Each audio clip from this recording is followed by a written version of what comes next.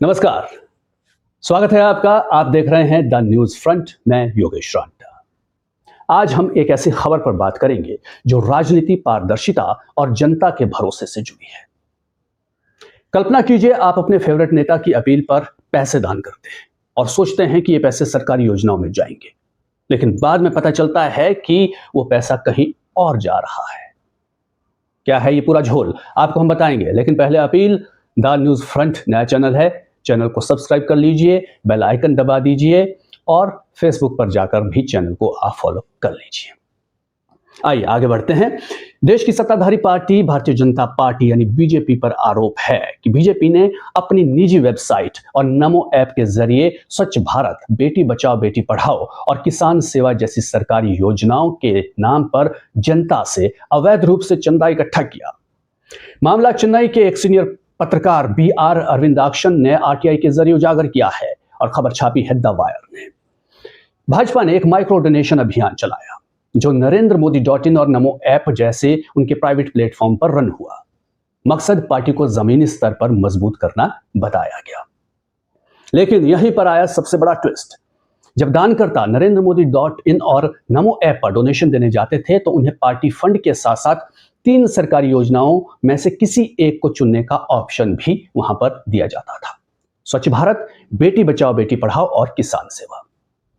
लेकिन असल में ये तो सरकारी योजनाएं हैं, तो जिन लोगों ने पैसे इन योजनाओं में दिए वो कहां जा रहे थे, यही सवाल उठता है। दरअसल इस अभियान की घोषणा की थी बीजेपी के राष्ट्रीय अध्यक्ष JP नड्डा ने 25 दिसंबर 2021 को। यह पूर्व प्रधानमंत्री अटल बिहारी वाजपेयी की जयंती थी। नड्डा जी ने कहा कि यह अभियान 11 फरवरी 2022 तक चलेगा, जो दीनदयाल उपाध्याय की पुण्यतिथि है। उन्होंने बताया कि यह पार्टी और उसके जन आंदोलनों को मजबूत करने के लिए है, लेकिन डोनर्स को ऑप्शन दिया गया कि वो सरकारी योजनाओं में भी योगदान कर सकते हैं। योजना जिस दिन लॉन्च हुई उस दिन प्रधानमंत्री नरेंद्र मोदी ने भी अपने एक्स अकाउंट, जो उस वक्त ट्विटर था, उस पर इस अभियान को सपोर्ट किया। उन्होंने 1000 रुपए डोनेट करते हुए लोगों से अपील की, आपका सहयोग उन लाखों कार्यकर्ताओं को प्रेरित करेगा जो राष्ट्र निर्माण के लिए निस्वार्थ रूप से काम कर रहे हैं। बीजेपी को मजबूत करने में सहयोग दें, देश को मजबूत करने में मदद करें। जाहिर है प्रधानमंत्री और पार्टी अध्यक्ष की अपील पर लाखों लोगों ने यही सोचकर चंदा दिया होगा कि उनकी रकम पार्टी फंड और इन सरकारी योजनाओं को भी मजबूती देगी। लेकिन सवाल ये कि क्या यह अभियान सरकारी था या सिर्फ पार्टी का? फरवरी 2022 में ये खत्म हो गया, लेकिन अब भी वेबसाइट पर, ऐप पर सरकारी योजनाओं के नाम पर डोनेशन ऑप्शन दिख रहा है।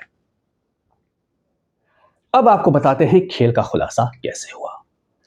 जर्नलिस्ट BR अरविंदाक्शन चेन्नई के एक वरिष्ठ पत्रकार और सत्यम टीवी के न्यूज एडिटर हैं। उन्होंने खुद इन तीनों योजनाओं के लिए 100 रुपए डोनेट किए और क्या मिला? ऑनलाइन रसीदें मिली जो थी बीजेपी सेंट्रल ऑफिस से जारी हुई है।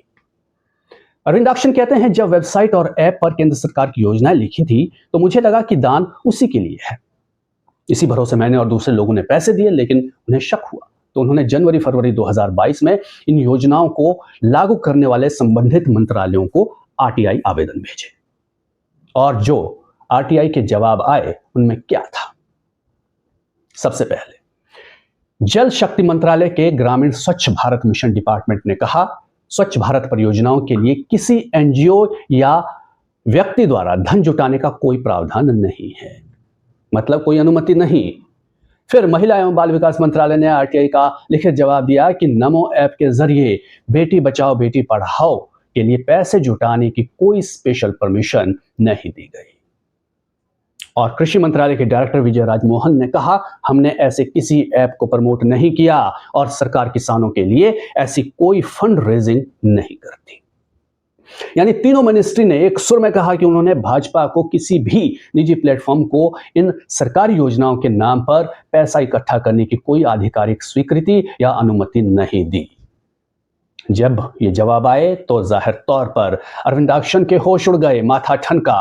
फिर उन्होंने इलेक्ट्रॉनिक्स और IT मिनिस्ट्री से नमो ऐप और NarendraModi.in की वैधता यानी लेजिटिमेसी पर 16 सवाल पूछे। पहले वो आवेदन PMO को ट्रांसफर हुआ और जवाब आया कि ये जानकारी हमारे रिकॉर्ड में नहीं है। फिर नेशनल ई गवर्नेंस डिवीजन और MyGov unit digital India corporation को भेजा गया। वहां से भी वही जवाब आया कि ये जानकारी उनके रिकॉर्ड में उपलब्ध नहीं है। फिर कई कोशिशों के बाद पीएमओ से जवाब मिलता है। अरविंदाक्षन ने 3 सवाल पूछे थे। क्या पीएम के नाम से कोई ऑफिशियल ऐप है? पीएमओ का एक्स अकाउंट कौन चलाता है? और नमो ऐप का पीएमओ से क्या रिलेशन है? पीएमओ से 16 नवंबर 2023 को जवाब में कहा, प्रधानमंत्री के नाम से कोई आधिकारिक ऐप नहीं है। सोशल मीडिया अकाउंट्स कई अधिकारियों के सहयोग से चलते हैं, कोई एक व्यक्ति इसे नहीं चलाता है। और नमो ऐप और पीएमओ के रिलेशन पर कहा गया कि यह जानकारी हमारे रिकॉर्ड में नहीं है। तो इन तीनों जवाबों से साफ है कि यह अभियान सरकारी नहीं था बल्कि पार्टी का था।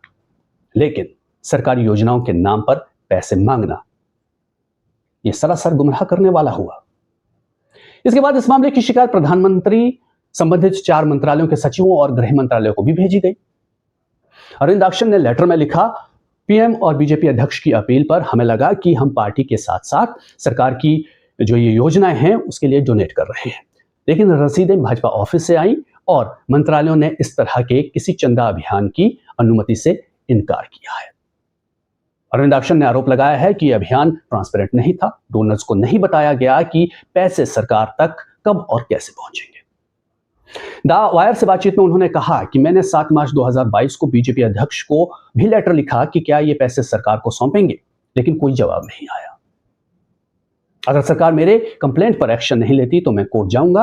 उन्होंने कहा कि सरकारी योजनाओं के नाम पर चंदा लेना नागरिकों को गुमराह करना है और बड़े पैमाने पर गलत बयानी है। और अब उन्होंने 8 दिसंबर 2025 को चेन्नई के पुलिस कमिश्नर और सीबीआई के रीजनल डायरेक्टर को लेटर लिखा है और इस पूरे मामले की जांच की मांग की है।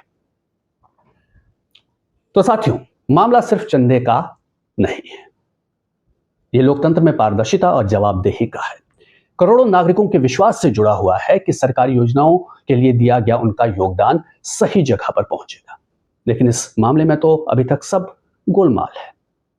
अगर कोई आम आदमी या संस्था ऐसा करे तो उसे किस नाम से पुकारा जाता है आप जानते हैं। शक जो है वो पीएम केयर्स फंड को लेकर भी है। खैर, आप इस मामले को लेकर क्या सोचते हैं? कमेंट्स में हमें जरूर बताइए। वीडियो अच्छा लगा हो तो वीडियो को लाइक कीजिए, शेयर कीजिए, चैनल को सब्सक्राइब कीजिए, बेल आइकन जरूर दबा दीजिएगा ताकि अगली खबर की नोटिफिकेशन भी आपको मिले, और फेसबुक पर जाकर भी चैनल को आप फॉलो कर लें। मिलते हैं अगली खबर के साथ, तब तक के लिए शुक्रिया, धन्यवाद, टेक केयर, नमस्कार।